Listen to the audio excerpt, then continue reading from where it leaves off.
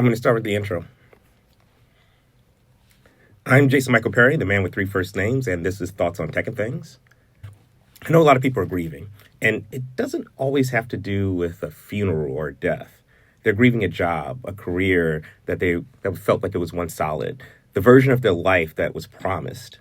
Here in Maryland, we've lost more than 30,000 federal jobs in about a year, more than any other state in the country. And that stops being a statistic the second it's your neighbor or someone who's waking up in a life that's quietly different than what it used to be. Over the next two episodes, I want to sit with what is grief and how AI is impacting this. Are we handling our grief or handing it over to a machine? And can a machine, an answer engine built to solve, help with something that might not be solvable at all? My guest sees this every week. Jessica Daniel is a psychotherapist and the founder of Peace and Perspective, a practice here in Maryland and D.C. Jess, welcome to the show. Hi, thank you for having me. So I want to start with breaking that first word open. What exactly is grief? I know I imagine, a death, right? Since we've talked, I've started to realize that grief can mean a lot of different things. How would you describe grief? Yeah, I'd say grief in the context of our conversation is going to be pretty expansive. So grief looking like a mourning of what we thought our lives were going to be like, especially as you named, like a lot of people are losing their jobs at this point. So mourning the life that we kind of were told we were going to have and experience. And that grief will look like depression, anxiety, irritability, like feeling hopeless and sometimes worthless. Like a lot of us went to school to develop very specific skill sets that are slowly becoming obsolete. So there's a grief in identity as well as to who am I at this point in time and how am I going to shift and change and evolve with the ever-changing world. So that is creating a lot of sadness and I'd say even confusion about like what life is going to look like for us in the future. I wonder if the fact that most people don't necessarily define those things as grief means that they don't realize that they're grieving something, that they don't realize that they have the permission to go through this process of saying goodbye to something that felt so core to who they were. Yeah, I think you're right on that. A lot of people aren't naming it as grief. And so that's one thing I'm doing with my patients is introducing that idea of like you are grieving a life that you had been living for, 10, 15 years. And we have to almost ceremoniously develop a way to mourn that experience, to mourn that life, to mourn that identity. There are so many people whose careers have been their whole identity for so many years. And then to have to redefine who they are at this point in time in their life can be kind of scary too. So there's grief, there's fear, and there's a lot of uncertainty kind of along with it. So I feel like grief in its own right has become a very complex emotion. The thing that I hear from a lot of people in my social network is that they're grieving jobs. There's this statistic I saw on LinkedIn earlier this morning that we have the highest long-term unemployment that we've seen in a very long time, which is crazy to imagine. But here in Maryland, I know that you're familiar with, as I said in the opening, that there is something like 30,000 federal jobs that have been eliminated in this very short stretch. I talked to tons of people who have found that their lives have changed drastically from what they were used to.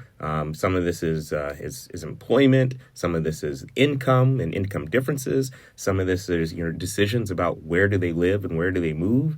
And now, like based on this definition, these are just some examples of grieving. I'm sure we could go through all types of additional examples, but I'm wondering, how do you deal with this? I mean, how do you start to of course, as a therapist, how do you deal with the fact that you're grieving such major changes in your life?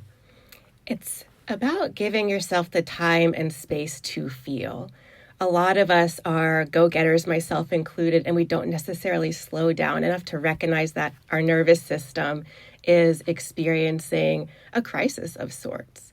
So I introduced that idea of like, what would it look like to slow down and to truly somatically witness and experience what your body is going through. So, for example, a lot of people are experiencing physical symptoms like back pain, neck pain, leg pain, have noticed that sometimes it's even hard to articulate things.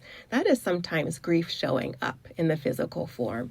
So having people recognize that their body is telling them they need to slow down and discover what the body is trying to say to them. So I will guide people through that experience, and some people be like, okay, yeah, when I think about my past job, my back starts to hurt. So we will examine, okay, what is the texture of the back pain? Does it move around as you're talking about the grieving experience you're going through? And that will unlock a whole new relationship you have with your body and your nervous system too. So that is one component that I feel like people need to recognize as well. Another piece is like allowing the emotions to come out. A lot of us are putting on a tough and brave face and pretending we're not being impacted by it. We're applying to so many jobs that other people are also applying to. There was one employer, she was telling me how there were about like 300 social work applicants for maybe like 5 positions. And that is crazy to know that you're one of like 300 people aiming for like a 5-position role. So there is grief in that process, knowing that you're putting forth a lot of effort and you might not get a return on your time investment in these applications. So it's allowing people to truly experience disappointment while not being bogged down by it. So there's duality here of we want to experience the emotion but not get stuck in it, because we do have to kind of pick ourselves up by our bootstraps and still move forward. So I imagine folks listening to today's podcast are thinking, what about emerging technology? I am sure that people who are listening to today's episode are thinking to themselves, where is the technology and emerging technology? And this is where we kind of get into that piece. When I have issues with my business, or I have personal issues, or I think of health issues, or I think of grieving issues, or any of these things, I turn to artificial intelligence. I get into my ChatGPT or my Claude instance or my Gemini instance, and I start asking questions and create these long therapy threads where I can start to share things and get a feeling for what's going on with me. And I wonder, as a therapist, do you see this as a positive thing? How do you feel about your clients and the folks that you work with using artificial intelligence for therapy? Yeah. So I feel like using chat or any sort of AI strictly for therapy is not the best route to go. The positives I do see in utilizing AI, especially in between sessions, is to help with processing and organizing thoughts.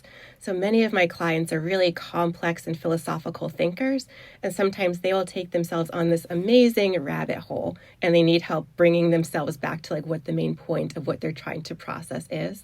And I feel AI is beautiful for that. I use it for myself with that. Sometimes I'll just type in a tremendous amount of words and complex emotions that I'm feeling, and it will spit back and reflect what I feel like, okay, that's actually what I'm trying to say. Now I have a clear direction on where I want to take this conversation or like this thought train that I'm having. So some of my clients will actually bring in their chat notes, and we'll process together and tease out some of the complex emotions that they were experiencing in a way that chat or any other AI entity cannot produce, because it does come down to the reflecting back and the witnessing and the human connection of conversation that AI isn't able to provide. And just because it isn't able to provide, that doesn't mean it's not useful. It's just a more of reflection and organization tool than affirming or validating or giving the emotional input that happens in therapy. So you see this more as a co-pilot to your therapy, which makes sense to me, because one of the benefits of artificial intelligence is that there's no judgment, that you can share things that maybe, even though I know that it's a safe relationship that you have with your clients, it's still sometimes hard to talk about certain feelings or explore certain things in a comfortable way. So I imagine this as a co-pilot where you can go in and do a little bit of exploration and then bring back those results can be helpful. Yeah, I agree with that. I think that's an excellent point. There is no judgment. Although I do feel like sometimes when I've used AI, it's been a little snappy towards me. I'll be like caught off guard, be like, what? Why are you calling me out for that? But yeah, the judgment piece, because there is an air of vulnerability that is required to participate effectively in therapy. if you withhold information, I can't help you. And sometimes people do end up feeling judged when they're being witnessed by another human. So AI can reduce that sense of judgment. And I do want to have people err on the side of caution here, because if you put in really personal information into any sort of AI system, that is information that is no longer confidential. So just be incredibly mindful about what you're expressing to it, because it is not bound by any sort of restrictions that I am bound by. Like, I have to be the secret keeper. I am a vault. Nobody can kind of look into my mental script and see what we were talking about. That's important. I've heard that same thing from a legal standpoint, that the reminder that your conversations can be subpoenaed, right? So you can, somebody can go back and see what you've talked about, be it whatever it is. Now, it's not all roses when we talk about AI. Of course, the thing that immediately comes to mind is that, well, these are systems that want to please you, that want to tell you that you're doing things right. That I've read many things about people who've committed suicide after conversations with artificial intelligence, and I'm curious, that level of giving information in, but still getting something that is always somewhat encouraging in a way that can be a little dangerous, right? Yeah, I think dangerous is a really good word for it.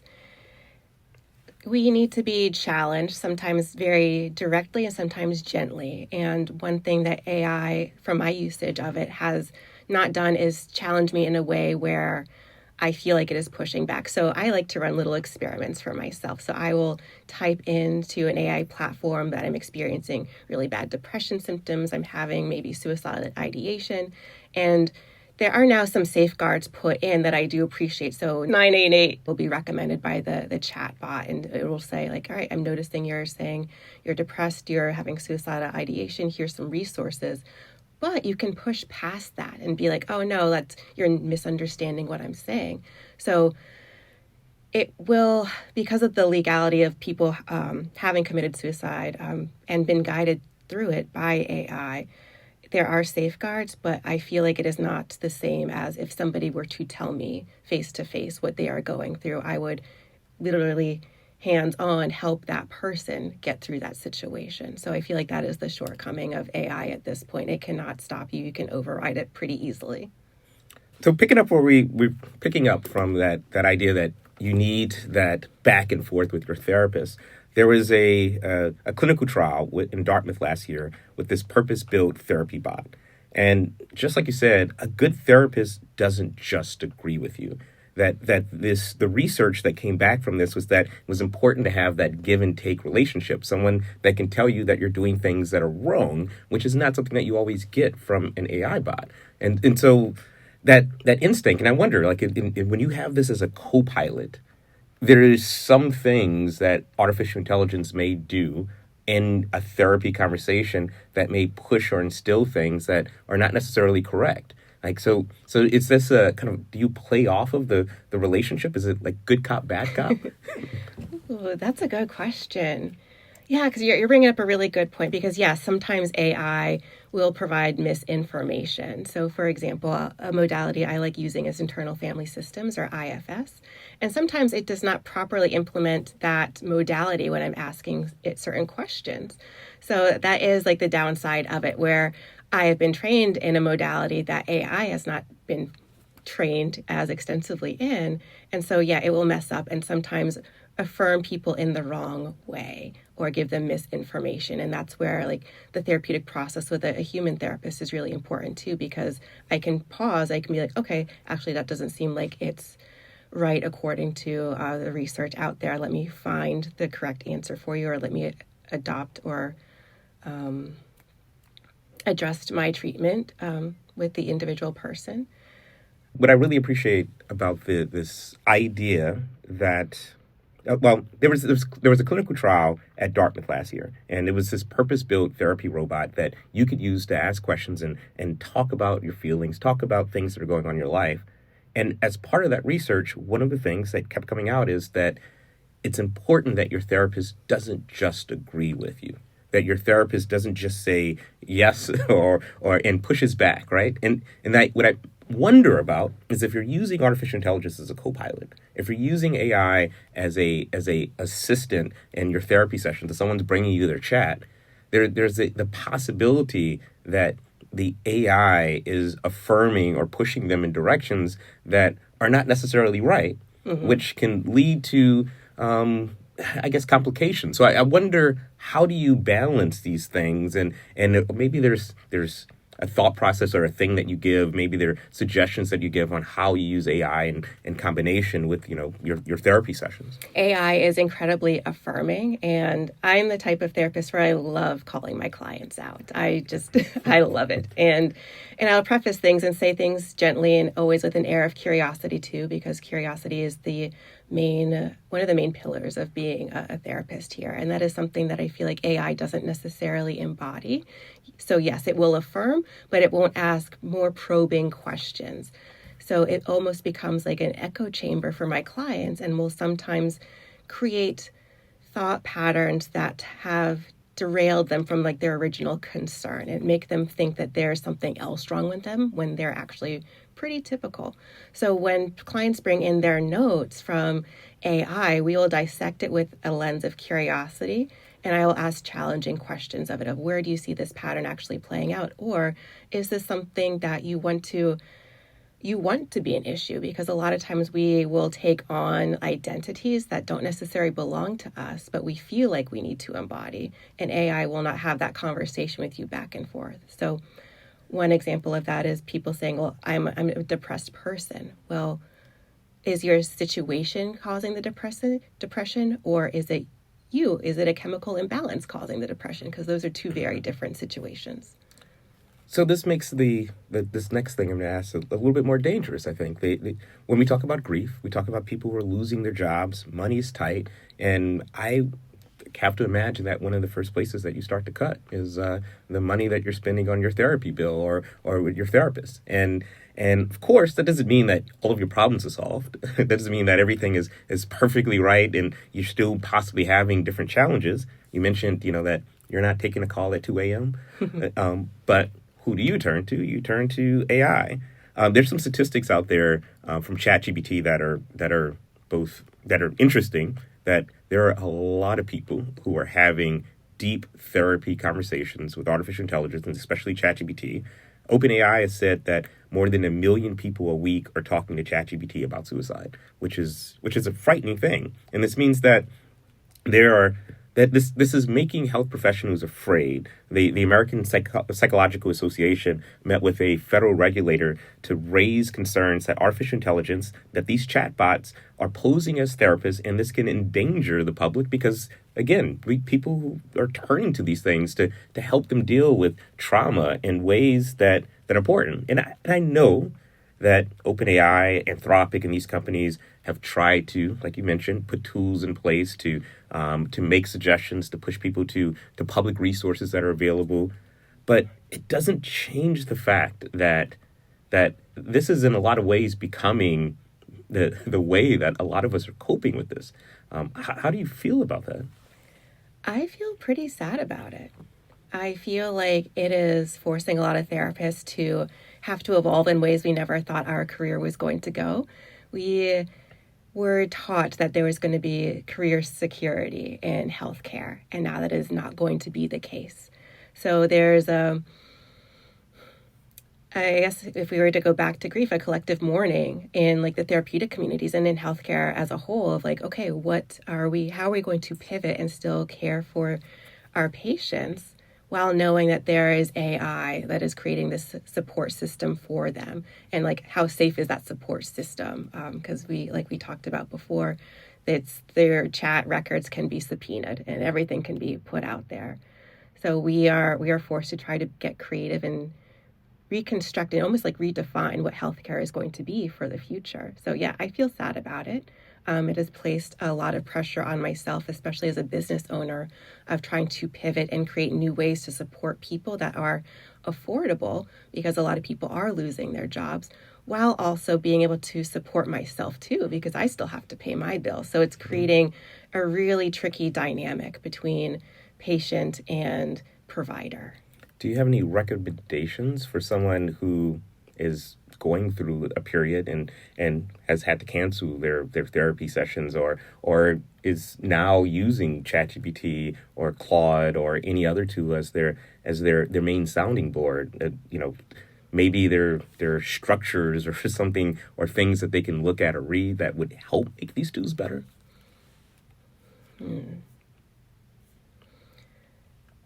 I definitely recommend to people establish community, like in-person community, and develop relationships with other people. And it goes back to the vulnerability piece of people being worried that they will be judged, but we're all worried about that. So I think we have to acknowledge that this is just part of our human experience, our desire to be seen and witnessed and fully accepted unconditionally, and that there are people out there who are willing to do that. It might take a while to find those people. There is trial and error, but it is possible, and it is something that will create security and healing to get through this challenging situation that we're all going through.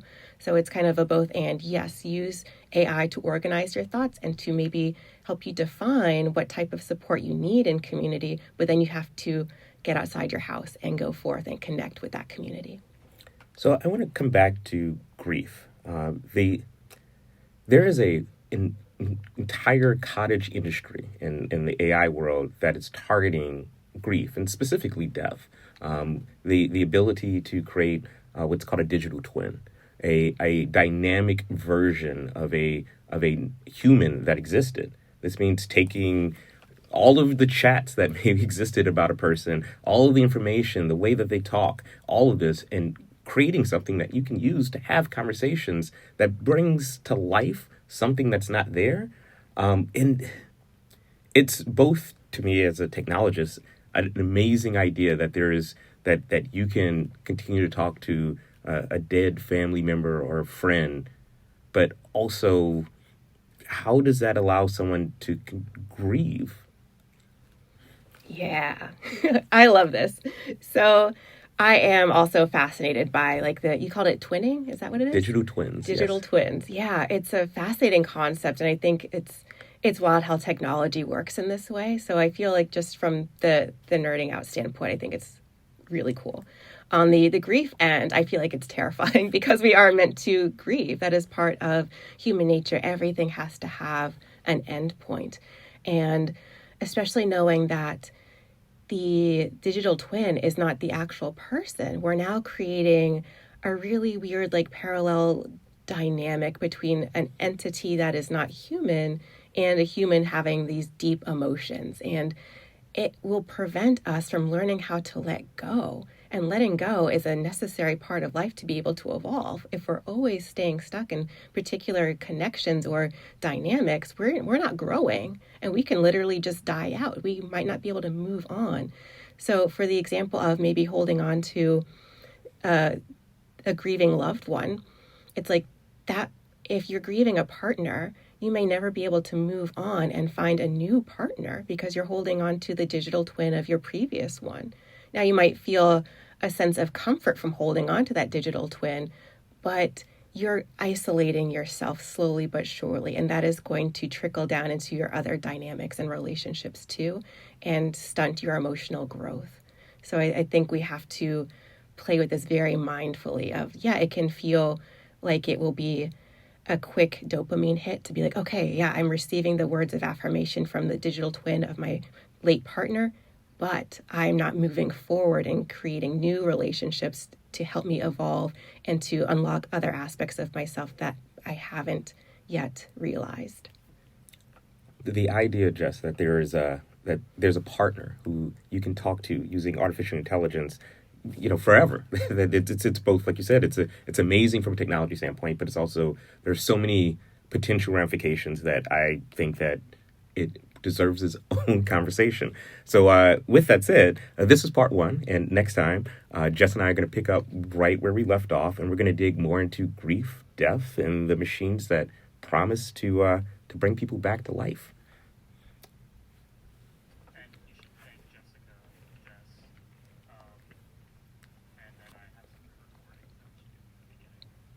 Jess, it's been awesome having you on the show, and I will see you again next week. Sounds good. Thank you for having me.